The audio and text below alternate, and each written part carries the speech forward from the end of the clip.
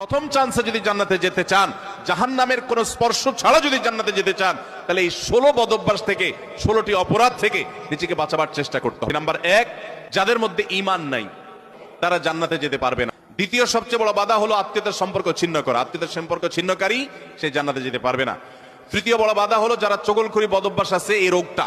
চতুর্থ, প্রতিবেশীকে কষ্ট দেওয়ার রোগ যাদের আছে। 5 নম্বর হলো অহংকার। 6 নম্বর হলো প্রতারণা করা, মানুষের সাথে মানুষকে ধোঁকা দেওয়া। 7 নম্বর হলো দান করার পর খোঁটা দেওয়া। 8 নম্বর হলো কৃপণতা।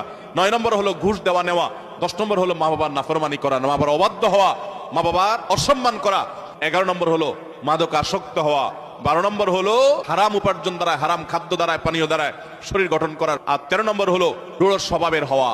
14 নম্বর হলো গণক হওয়া। 15 নম্বর হলো ব্ল্যাক ম্যাজিক করা, ব্ল্যাক ম্যাজিশিয়ান। আর 16 নম্বর হলো সিল্কের পোশাক পরা।